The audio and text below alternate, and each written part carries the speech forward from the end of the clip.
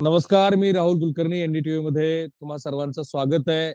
प्राध्यापक श्री लक्ष्मण हाके हे आपल्यासोबत जॉईन झालेले आहेत आणि त्यासोबतच प्रदीप साळुंके हे बीडवरून आपल्यासोबत जॉईन झालेले आहेत.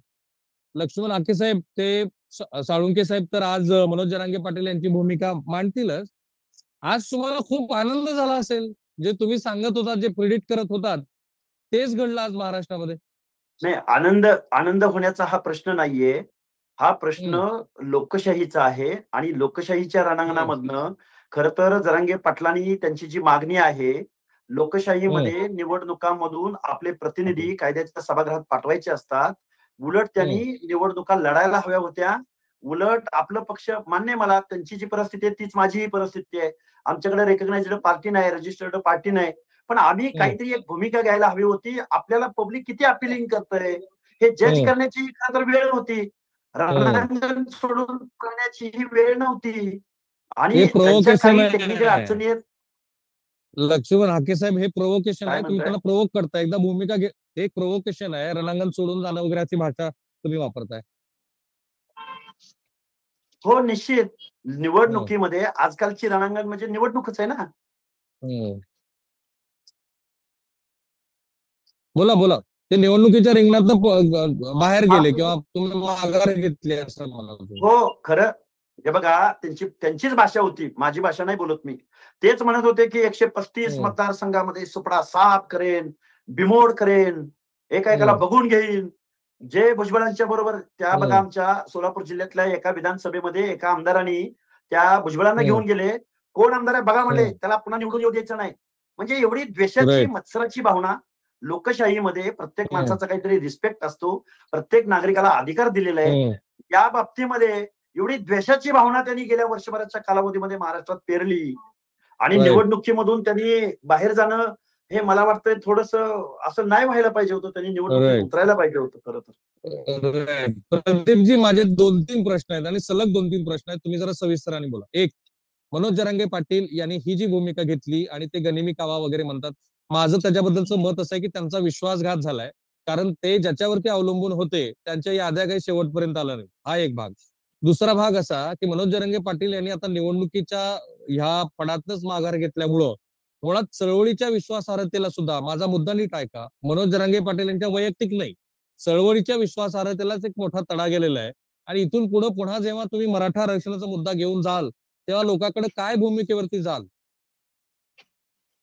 प्रश्न असा आहे जे की जरांगे पाटलांचं कधी राजकीय टार्गेट नव्हतं, हम्म, राजकीय इच्छाशक्ती नव्हती. हम्म, नसता अनेकांनी त्यांना सूचना केल्या होत्या की आपण राजकीय पक्ष स्थापन करू, चिन्ह आणू, व्यवस्थित उभा करू.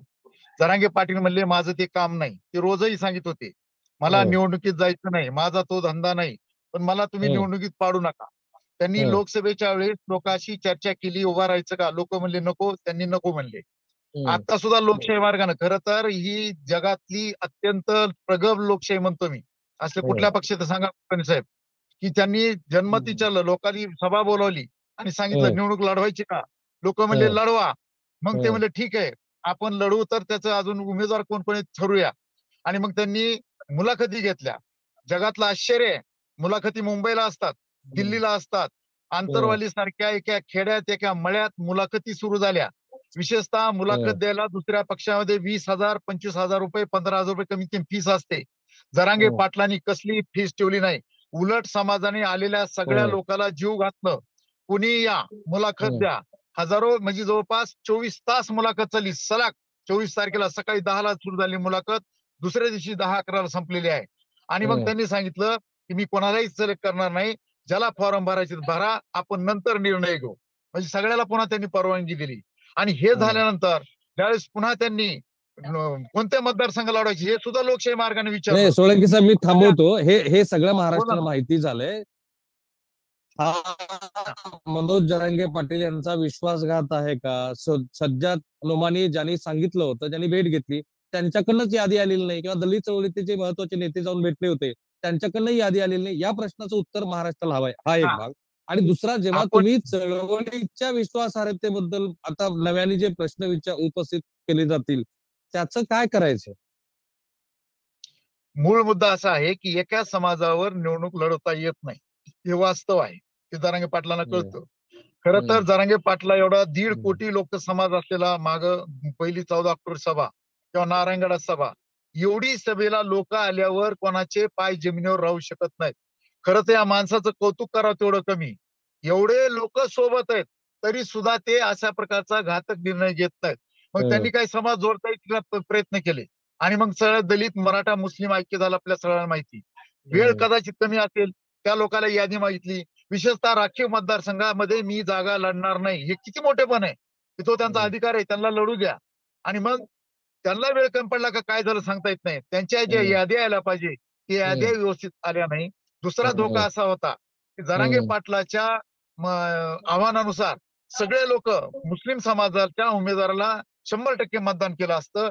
पण मुस्लिम समाजाचा असा अंदाज होऊ शकत चर्चा होती समाजामध्ये की जिथं बीजेपी पडणार आहे किंवा जी प्रबळ आहे तिथं जर जरांगे पाटलाचा उमेदवार थोडा कमकुवत असेल तर मुस्लिम समाज आपल्याला मतदान न करता त्या पक्षाच्या उमेदवाराला मतदान करू शकतो, अशी एक समाजामध्ये चर्चा होती. तोही मेसेज जरांगे पाटलांपर्यंत आला होता आणि म्हणून शेवटी जरांगे पाटलानं हा सगळा व्यवस्थित विचार करून अत्यंत लोकशाही मार्गानं म्हणजे हाके साहेब, छत्रपती असं शिवाजी आहे महाराज. की मी दोन वेळेला सोळंके साहेबांना हा प्रश्न विचारला, त्यांनी थेट काही उत्तर दिलं नाही. मी जेव्हा मनोज जरांगे पाटील यांना भेटेल तेव्हा ते जरूर विचारेल. तुम्ही मला सांगा की ते जे 3 वेळेला पत्रकार परिषदेमध्ये म्हणाले की याद्या आल्या नाहीत, याद्या आल्या नाहीत, आपण असं मानायचं का हाके साहेब की हा एक प्रकारे राजकीय चळवळीचा अनुभव नसलेल्या कार्यकर्त्याचा झालेला विश्वासघात आहे का? याच्यामध्ये पण तुम्हाला असं वाटतं की सांगितलेला मुद्दा वेगळाच आहे आणि झालंय प्रत्यक्षात वेगळंच? हे बघा, हा भातुकलीचा खेळ आहे, भातुकलीचा. जे राजरत्न आंबेडकर सकाळी दुपारी संध्याकाळी जाऊन जरांगे पाटलांना सपोर्ट करत होते ना, त्या राजरत्न आंबेडकरांनी Right. मिरजेमध्ये अर्ज भरला होता, कुलकर्णी साहेब. हम्म. आणि तो अर्ज बाद झाला त्यांचा. जो माणूस स्वतःचा उमेदवारी अर्ज टिकवू शकत नाही तो माणूस सोशल जस्टिस काय देणार हो?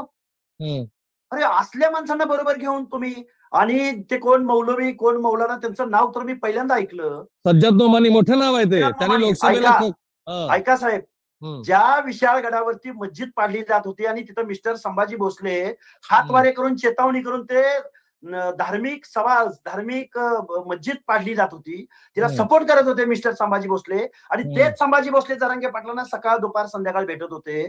मुस्लिम समाज काही दूध खोळाय का हो यांच्या पाठीमागे जायला? आणि त्या मुस्लिम समाजामधला 60% मुस्लिम समाज हा ओबीसी मध्ये आहे. सोळंके साहेब ते असं म्हणतायत हाके साहेब की हा तुमचा विश्वासघात नाही तर हा तुमचा भोळेपणा होता आणि ज्यांना तुम्ही प्रोजेक्ट केलेलं होतं तेही लोक तुमच्याबरोबर येणारच नव्हते. अहो दलित समाज ज्यांच्या अॅट्रॉसिटी कायदा रद्द व्हावा म्हणून त्यांच्या मोर्चामध्ये यांनी पहिल्यांदा ती मागणी केली. तो दलित सोळंके साहेबाला बोलू दे ना, मुद्दा मांडला तुम्ही हाके साहेब, बोला सोळंके साहेब. हो का, जरांगे पाटील राजकीय व्यक्ती नाही, ते स्वतः सांगतात माझा राजकारणाशी काय संबंध. मी सामाजिक कार्यकर्ता आहे, मी एका छोट्या चळवळीतून आलेला कार्यकर्ता आहे, मी अत्यंत म्हणजे शेतकरी कुटुंबात आलेले कार्यकर्ता आहे आणि परिस्थितीनं त्यांना त्यांच्या कार्यामुळे सातत्यामुळे त्या पोस्टवर पोहोचलेले आहेत. त्यामुळे ते सगळे राजकारणात ते नौकेच आहेत, ते स्वतःच म्हणतात मी नौका आहे. त्यामुळे कुणीतरी चेहरा लागतो. आता आंबेडकरांचे नातू हा चेहरा नाही का? आता ही नोमानी कोण आहेत म्हणलं काय हाणून घ्यावं का यांच्या पुढं? अहो नोमानी काय त्यांचं सोशल जस्टिस मधलं काम ते करू द्या. शब्बीरभाई अन्सारी या व्यक्तीनं मुस्लिमामधल्या लोकांना, मुस्लिमामधल्या ओबीसींना न्याय देण्यासाठी 90 JR बनवणारा शब्बीर अन्सारी नावाचा माणूस आहे. हा कोण मोमीन माणूस, कुठला माणूस आहे, कोण सांगावं बरं? अरे असं तुमच्या डोक्यात फार हवाशिले असं करू नका. ते नाही माझ्या डोक्यात नाही. तुम्ही 135 पाडणार होता. अरे 135 उमेदवार तुम्ही पाडणार होता आणि पळ काढला तुम्ही रणांगणात ना. कसल्या हवा, कशाची हवा? हाके सर तुम्ही आंतरवादी सोळंके साहेब, मुद्दा असा आहे की मनोज जरांगे पाटील यांची फसवणूक झाली की नाही यादी कशी येत नाही हो शेवटच्या क्षणापर्यंत? एवढी मोठी बैठक होते, 2.5 तासाची चर्चा होते, संयुक्त पत्रकार परिषद होते, मनोज जरांगे पाटील हे डॉक्टर बाबासाहेब आंबेडकर आणि महात्मा फुले यांच्या रांगेतले नेते आहेत असं सज्जद नोमानी म्हणतात आणि यादी येत नाही. वेळ द्या. फसवणूक झाली की नाही त्याचं उत्तर कुलकर्णी साहेब तुम्ही जरांगे पाटला विषय ती मी सांगू शकत नाही. पण मला एवढंच कळतं की वेळ कमी होता, अत्यंत कमी वेळामध्ये घडामोडी होत होत्या. 2च दिवस शिल्लक होते. 2 दिवसामध्ये त्यांना कदाचित त्यांचे अर्ज आणता आले नसतील, त्यांचे उमेदवार त्यांना काय झालं मला माहित नाही त्यांच्याकडून. पण जरांगे पाटील वारंवार सांगित होते की आपण आपल्या मुलाखती घेऊ आणि तिकडून जर याद्या आल्या, त्या याद्या आल्या तर आपण लढू. तिकडून शेवटी त्यांनी याद्या आल्याच नाही, पहाटपर्यंत वाट बघितली असं जरांगे पाटील स्वतः जाहीरपणे सांगितलेलं आहे. आणि मग शेवटी नाविलाजानं यशस्वी माघार छत्रपती शिवरायाचा गनिमी कावा ज्याला म्हणतात त्यानुसार, कारण एवढ्या 10-5 जागासाठी सर्व 5 कोटी मराठ्याला ते एकदम पणाला लावू शकत नव्हते, कारण ते सामाजिक कार्यकर्ते आहेत, मराठ्याचे नेते आहेत. मराठ्यांचं नुकसान होईल असं काही होणार नाही. पण मला यातला गनिमी कावा काही कळला नाही प्रदीप सोळंकी साहेब, यातला गनिमी कावा खरंच मला कळला नाही. छत्रपती शिवाजी महाराजांनी स्वराज्याच्या उभारणीमध्ये अनेक वेळेला माघार घेतली, मला मान्य आहे. पण इथं परिस्थिती फार वेगळी आहे. तुम्ही लोकांच्या समोर गेलात, लोकांचा कौल घेतला, लोकांनी सांगितलं. आता जेव्हा माघार घेतली त्यावेळेला कुणाचा कौल घेतला तुम्ही, कुणाची मतं जाणून घेतली? मला आणि महाराष्ट्राला तुम्ही सांगा आणि हाके साहेबांनाही सांगा की यातला गनिमी कावा काय, आणि मग हाके साहेब तुम्ही थेट उत्तर द्या त्यांना.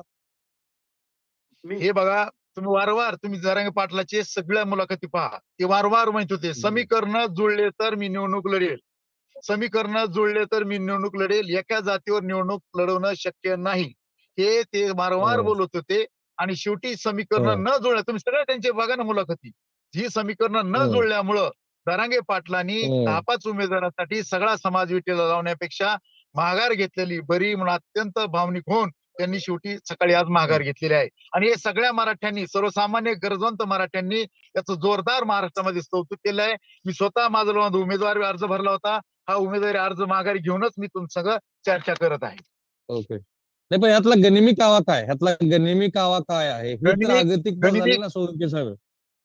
गनिमी कावा हा कळत नसतो, ज्यांना तो डाव खेळलाय त्यांना तो माहित असतो. म्हणून आजही छत्रपती शिवरायांचे अनेक उघड झाले नाही. संभाजी राजे राहुलजी खानाकडे गेले होते, हा गनिमी कावा होता, आता चिकडोला कळायला लागलं. राहुलजी गनिमी कावा म्हणतात. बरं, गनिमी काव्याची व्याख्या आपण परत एकदा मांडू.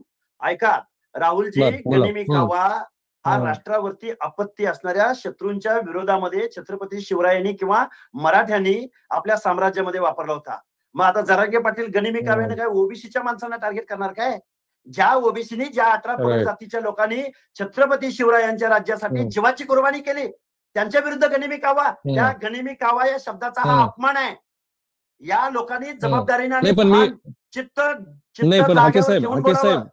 नाही, पण मी जेव्हा मनोज जरांगे पाटील यांच्या बाजूने विचार करतो तेव्हा मी असं मानतो की एक यशस्वी माघार आहे. शेवटच्या क्षणापर्यंत प्रयत्न केले, जमलं नाही. मराठा समाजाच्या मतावरती आपण निवडणूक लढू शकत नाही ही गोष्ट लक्षात आली. इतरांना बरोबर घ्यायचे प्रयत्न केले, ते गणित जुळत नाही असं लक्षात आल्यानंतर यशस्वीपणे आपली जी काही स्वतःची विश्वासार्हता आहे ती पुन्हा एकदा पणाला लावली. गनिमी कावा असं ते म्हणाले आणि यशस्वीपणे माघार घेतली. अजूनही लोकांचा त्याच्यावरचा विश्वास कमी होणार नाही ना यामुळे. आणि माझे एका आधुनिक गनिमी काव्यानं एक मिनिट थोडं बोलू द्या ना. तुम्ही आता म्हणाले ओबीसीचं काय ते बोलत होते. जरांगे पाटील कोणत्याही जातीच्या विरोधात नाही, ओबीसीच्या जीवावर सत्ता आणि ऐकून घ्या आता मध्ये बोलू नका, ऐकून घ्या प्राध्यापक आहात, नेहमी प्राचार्य राहिले. जे ओबीसीचं रिझर्वेशन घटनेनं दिलंय ते उद्ध्वस्त करायचं का तुम्हाला? ऐकून घ्या आंतरवालीला उपोषण केले म्हणून फेमस झालेले प्राध्यापक जरा ऐकून घ्या. तुम्हाला महाराष्ट्रातल्या सुद्धा ओळखलं नसतं हे समजून घ्या. तुम्ही आंतरवालीला आले म्हणून तुमची किंमत महाराष्ट्रात वाढली. जरांगे पाटील कोण जरांगे कशाला अंतराळी येऊन बसला, कशाला येऊन बसला अंतरवालीला? तुम्ही तिकडे बसताना सांगोल्यात सांगतो तुमच्या बाजूला तुम्ही काय सांगता ओबीसी ऐकून घ्या. जरांगे पाटील ओबीसी समाजाच्या विरोधात नाही, जरांगे पाटील ओबीसी समाजाच्या जीवावर जे सत्तेतून पैसा आणि पैसे सत्ता कमवतात या लोकांना धडा शिकवायचं म्हणतायत. तुम्हाला नाही. अरे तुम्ही ओबीसीवर नेते, तू तर नाही, तुम्ही काल आले हो. हे दुसरे जे नेते आहेत त्या नेत्यांनी सत्तेवर पैसा मुद्दा भरकटतोय. नाही ऐका ना, दोघांना मी सांगतो मुद्दा भरकटतो आहे. आजचा मुद्दा फार साधा आहे. आजचा मुद्दा ठीक आहे, आजचा मुद्दा खूप साधा आहे. मला जरा हाके सर तुम्ही समजावून सांगा ही यशस्वी माघार कशी नाहीये. जेव्हा गणित जुळत नाही असं लक्षात आलं, यशस्वी माघार घेतली, पुन्हा एकदा निवडणुकीच्या रिंगणात येऊ, पुन्हा एकदा मुद्दा मांडू. अहो साहेब मला सांगा, एखाद्या ओबीसीच्या नेत्याला शिवराळ भाषेत शिवीगाळ करणं, 135 आमदार पाडतो म्हणणं, बिमोड करतो म्हणणं, आम्ही निमंत्रण दिलं होतं का त्यांना असं बोला म्हणून? तुम्हीच म्हणता आम्ही बिमोड करतो. तुम्हीच म्हणताय जरांगे फॅक्टर चालला आणि महाविकास आघाडी लोकसभेत निवडून आली. काय झालं हो विधानसभेमध्ये? महाराष्ट्राच्या सर्वसमावेशक 12-13 करोड जनतेच्या दायित्वाची शपथ घेणारा माणूस निवडणुकीला सामोरं जाऊ घ्यायची शकतो. गरज नाही. जरांगे पाटील फक्त पाडा म्हणले तर धुळधाण झाली. तुम्ही आम्हाला ते गोष्टी सांगू नका. कोणत्याही ओबीसी बघून पक्षाचं घेईल. नाव घेतलं जरांगे पाटलाने. ओबीसी पण बघून जरांगे घेईल. पाटील फक्त म्हणले पाडा. आणि अरे पाडा मला जरा म्हणले तुम्ही तर गनिमी होते. काव्याचा 9 निकाल सुद्धा आले नाही तुमचे. 9 4 आणि 5 9 सुद्धा झालं नाही. नादी लागू नका तुम्ही जरांगे पाटलाचे. जरांगे प्रदीपजी त्याच्या नदीला लाकडं हा समाजाचा तो इतिहास झाला. धमकी कोणाला तरी तिकडे द्या. प्रदीपजी वड्या इतिहास वगैरेला. झाला. कोणाची लाकडं घालवताय तुम्ही? आम्ही काय बांगड्या भरल्या काय? तर तुम्ही लाकडं नदीला घालवताय. अरे या आमने सामने असं छपून गनिमी कावा बोलू नका. छपून काय कोणाला सांगताय असली भाषा? जरांगे पाटला नदीवर मोठं लाकडं. झालं भांडवल तुम्ही काय बांगड्या भरल्या काय? दोघं असं जर बोलत राहिला तर मला म्यूट करावं लागेल. कोणाचा तरी ऑडिओ मला म्यूट करावं लागेल. मला ऑडिओ म्यूट करावं लागेल. अनेक धनगर मला समाजाच्या दोघांनाही समाज सांगायचं मेळाव्यात की गेलेले पुस्तक दिसत नव्हते विषय तुम्ही. विषय काल उभले भरकटू तुम्ही नका. काल जरांगे आणि पाटलाच्या जरांगे काय जीवावर 100 तुम्ही. वर्ष विषय भरकटतोय. विषय जरांगे भरकटतोय. 30 माझा वर्ष काम मुद्दा केलं जरांगे माझ्या पाटील. दोघांनाही पुन्हा सांगा. जरांगे कधी उगवला? ऊसतोड कामगाराचा पोरगा तो PCR सरकार जीवावर येऊन मोठा झाला नाही तो. कंट्रोल करा. त्याला जीवाचं दोघांचाही रान आवाज केलं म्यूट 20 वर्ष. करा. आणि दुसऱ्याने दोघांचाही काय आवाज केलं? आपण म्यूट करू. दुसऱ्याने काय केलं? दोघांचाही आवाज म्यूट करू. कुलकर्णी साहेब, त्याला नीट बोलायला महत्वाचा सांगा. मी मुद्दा सभ्यपणे नाही, बोलत ऐका होतो. ते पण सभ्य कुलकर्णी नदीवर साहेब, लाकडं कोण मुद्दा- बोललं? हा प्राध्यापक माणूस आहे. अरे नदीवर प्राध्यापक लाकडं माणूस कोण आहे. बोललं? मुद्दा- एकेरी फुकेरी कोणाची बोलतो नदीवर काय? लाकडं घालवताय तुम्ही? मुद्दा भरकटतोय. पुन्हा मुद्द्यावरती आपण येऊ. दोघांनाही नदीवर विनंती आहे लाकडं. की आपण ही भाषा आहे का? ठीक आहे राजकीय ओके, लाकडं सर. म्हणतो, राजकीय राजकीय दृष्ट्या मग सत्तेचे बोला ना, लाकडं मग म्हणतो. कशाला वाईट वाटून आणि घेताय? तुमच्या नेत्याला ठीक आहे वरून ठीक आहे तिकीट हाके दिलं सर. होतं, खालून हाके कापलं सर. तुमच्या अवकात आहे. खालून तिकीट दिलं, लक्ष्मण वरून हाके कापत आणि असतं. प्रदीप वरून सोळंके तिकीट दिलं आज लोकसभेला, खालून ठीक कापलं आहे, तुमच्या ठीक आहे, अवकात ठीक आहे. नाही लोकसभेला.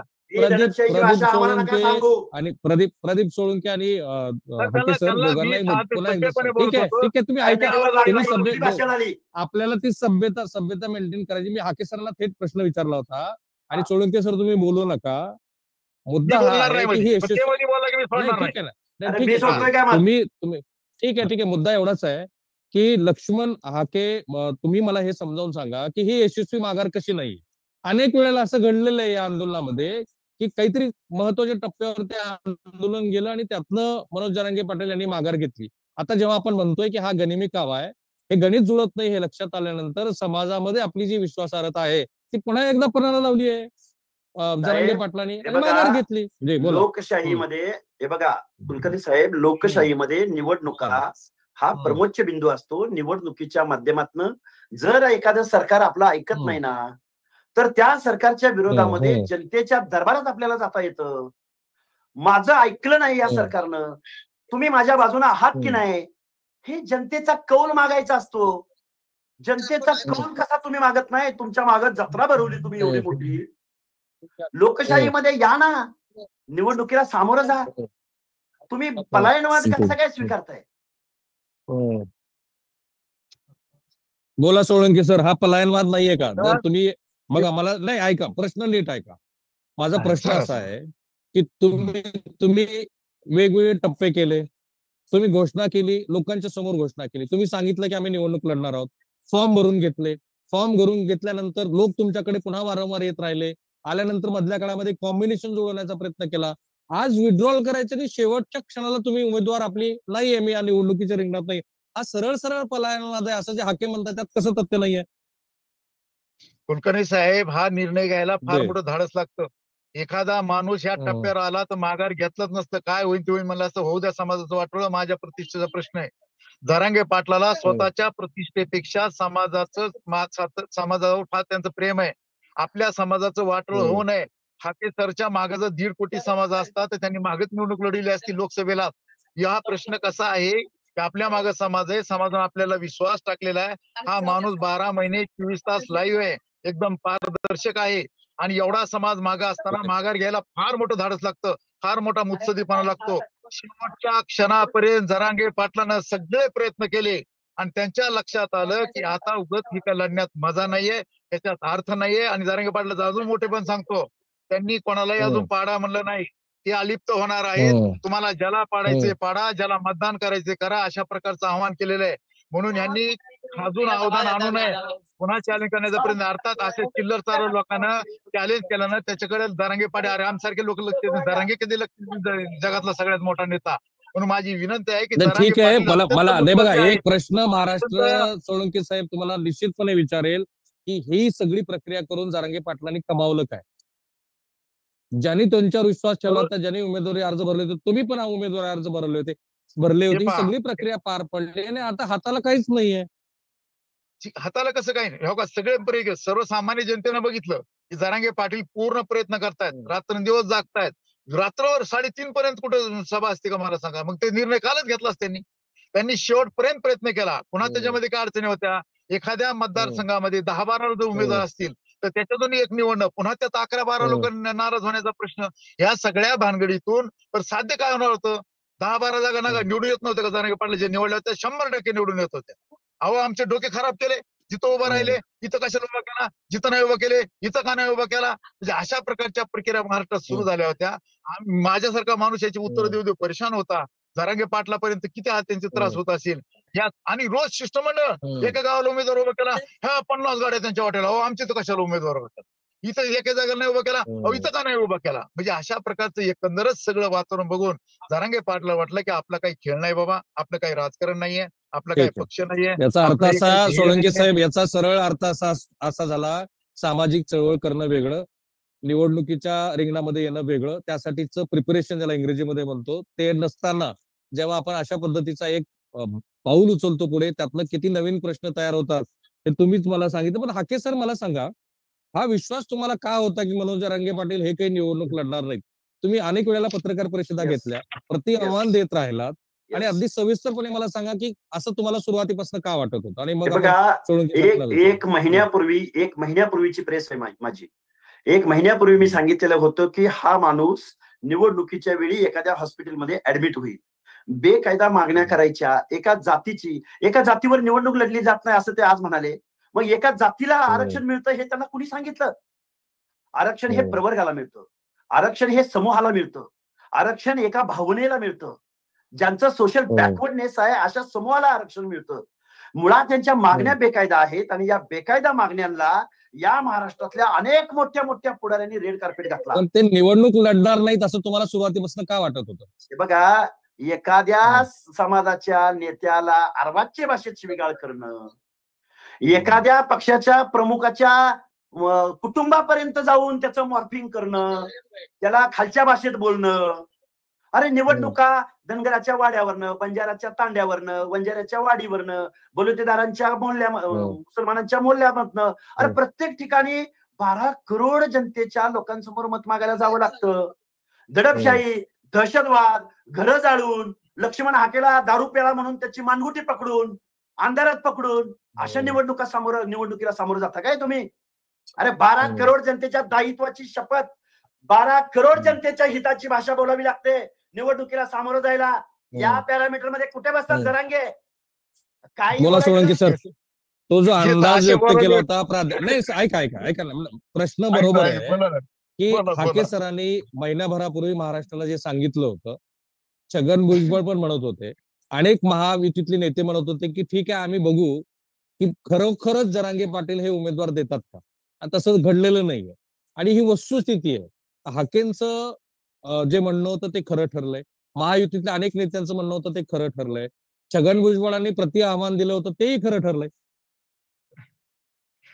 का हाके तर असं बोलतायत जणू एखाद्या राष्ट्रीय पक्षाचे अध्यक्ष, अनेक निवडणुका लढवल्यात, कार्यकर्त्यांचं मी ओबीसीच्या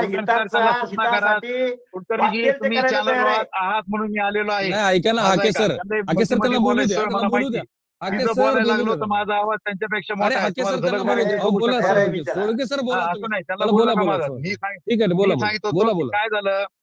काय झालं, पाडा म्हणलं युतीला फटका, लढा म्हणलं महायुतीचा फगडा, अशा प्रकारची एक चर्चा. मग एक शिक्का मारण्याचा प्रयत्न झाला. आता ह्यांचा काय प्रयोग आहे? जरांगे पाटलाला उचकायचा प्रयत्न करते ती, लढा म्हणजे युतीचा युतीचे दलाल आहेत हे, महायुती पक्षाचे दलाल आहेत हे, त्यांना पाकिटं मिळाले लोक आहेत हे काय निरपेक्ष आहेत का?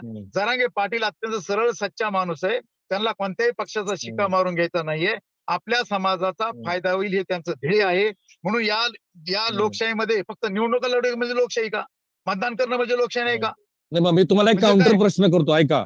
आणि माझा काउंटर हम्म. प्रश्न असा आहे की तुम्ही आता यांच्यावरती वेगवेगळे आरोप केले, पण मनोज जरांगे पाटील यांच्यावरती पण हा आक्षेप आहे की लोकसभा निवडणुकीला त्यांनी महाविकास आघाडीला फायदा होईल अशीच भूमिका घेतली.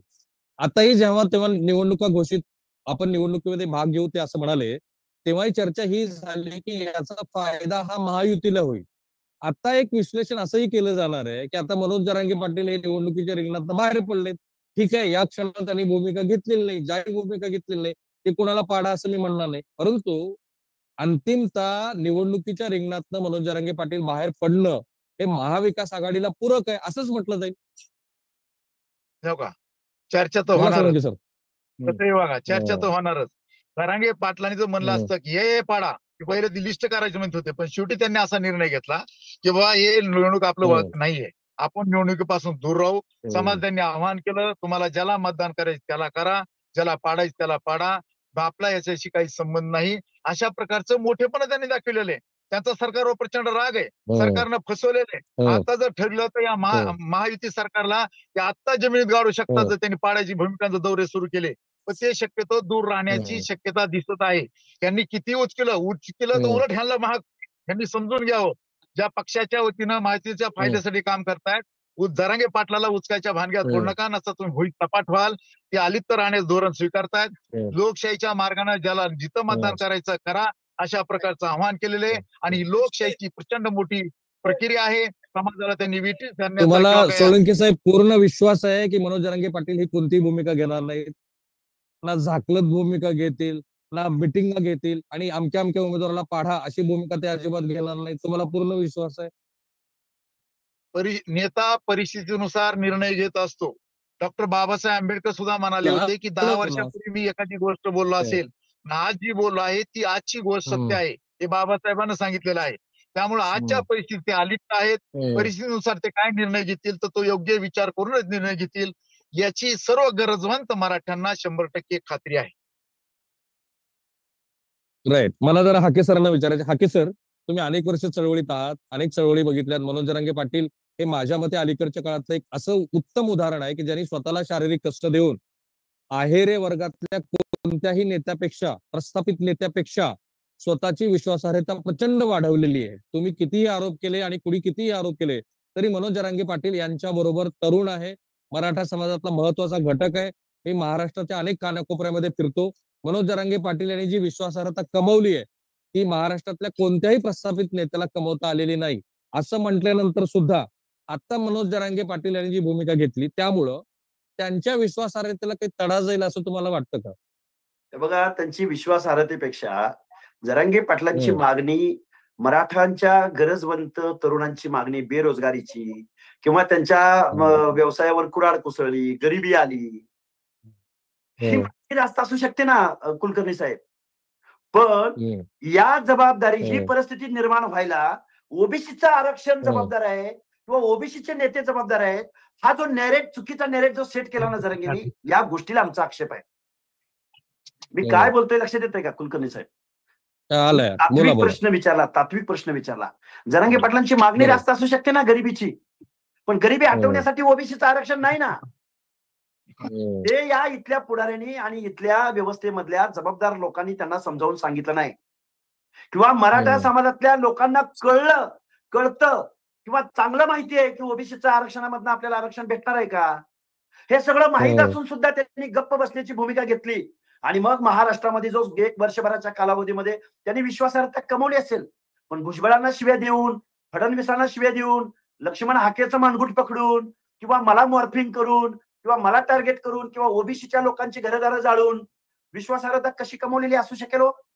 या प्रश्नाची उत्तरं यांच्याकडे काय आहेत? बोला साळुंके सर. माझा साधा प्रश्न आहे, मी वैयक्तिक विश्वासार्हतेबद्दल बोलत नाही, चळवळीची विश्वासार्हता, मनोज जरांगे पाटील यांच्या जाहीर भूमिकांची विश्वासार्हता आता कमालीची वादात येईल, ती कमी होईल असं नाही वाटत तुम्हाला? उलट लोकप्रियता वाढली त्यांची अजून. सर्वसामान्य लोकांच्या लक्षात आलं की हा खेळ बरोबर नाहीये. त्याच्यामध्ये आता मी उमेदवार होतो,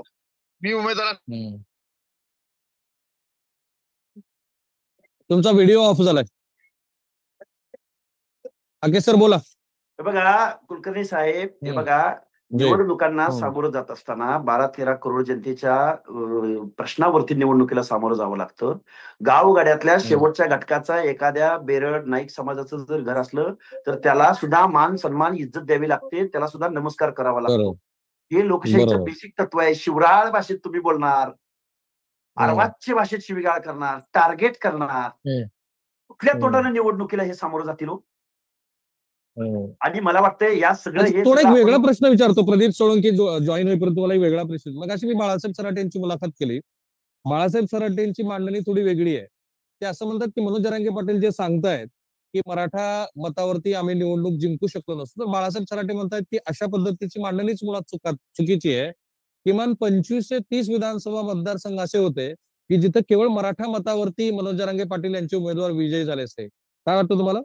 नाही, हे बघा एका जातीवरती वगैरे निवडणुका होत नसतात. आणि मी तुम्हाला एक सांगू का, लोकशाहीमध्ये ज्यावेळी निवडणुकीला सामोरं जावं लागतं. आता मग मी एक उदाहरण देतो तुम्हाला. या महाराष्ट्रामध्ये धनगर समाजाचं मतदान हे 60 ते 70 मतदारसंघामध्ये निर्णायक मतदान आहे की त्या समाजानं त्याच समाजाला फक्त मतदान केलं तरी 50 ते 60 विधानसभा सदस्य धनगरांचे होऊ शकतात. पण एकच सदस्य आहे महाराष्ट्राच्या विधानसभेत.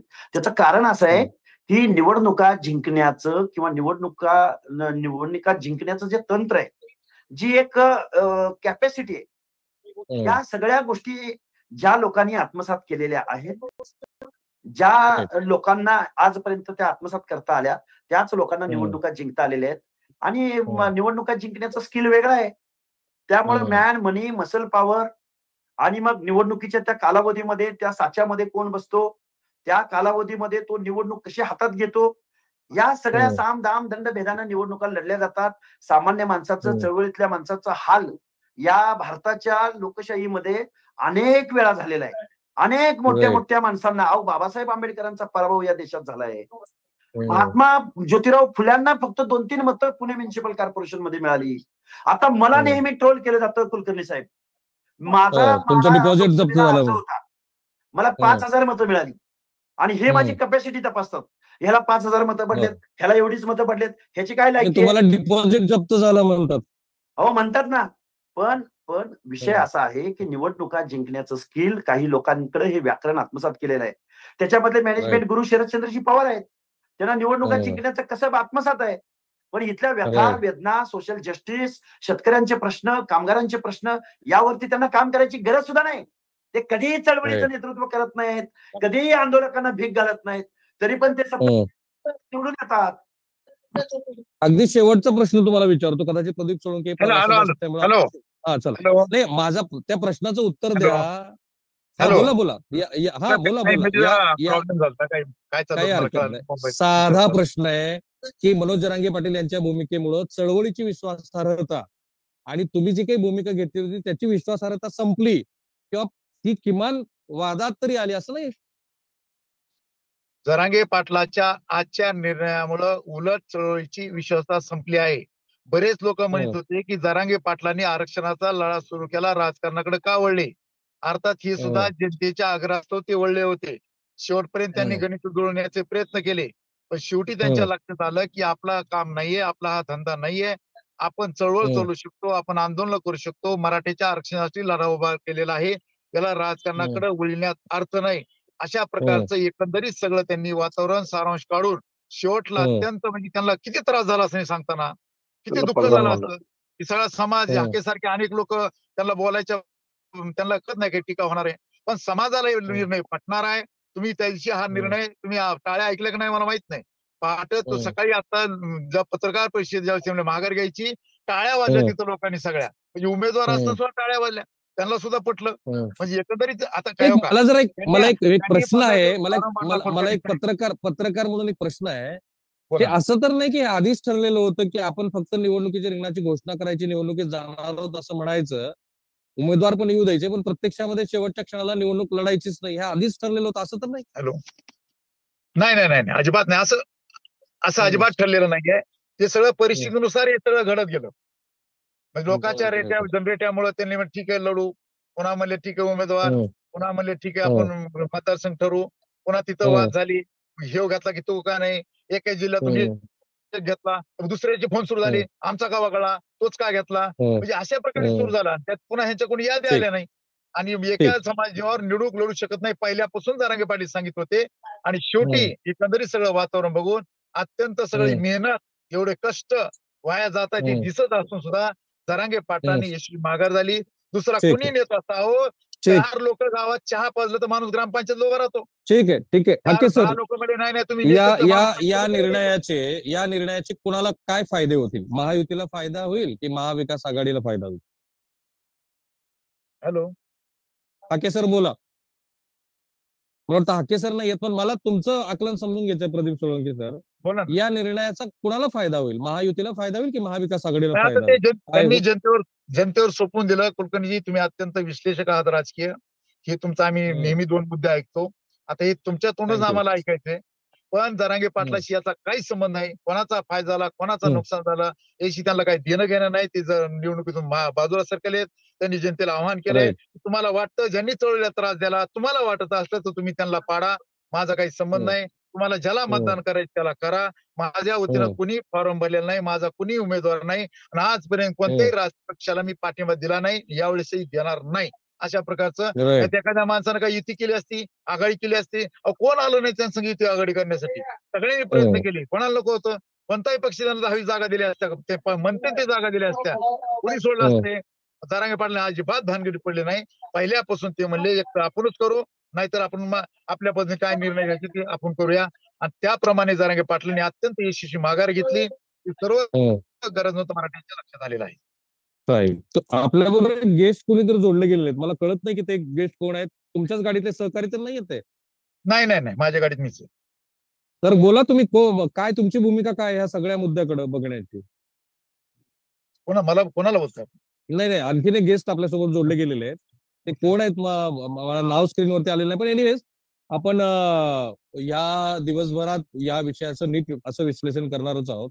आणि मला पूर्ण खात्री आहे की आम्ही ज्या खोलवरती जाऊन, कारण मी सज्जाद नोमानी साहेबांना पण म्हटलंय की तुम्ही तुमची भूमिका स्पष्ट करा. असं का घडलं की तुमच्याकडनं उमेदवारी अर्ज आले नाहीत? आंबेडकरी चळवळीतल्याही मंडळींना मी असं म्हणतो आहे की तुम्ही तुमच्या भूमिका मला स्पष्ट करून सांगा. थांबूया आपण इथे. दिवसभर हे विश्लेषण पाहत राहणार आहे. सोळंकी साहेब ज्या वेळेला सज्जाद नोमानी येतील त्यावेळेला मी विनंती करेन की तुम्ही सुद्धा जरूर या चर्चेमध्ये सहभागी व्हा. Okay, thank you. धन्यवाद.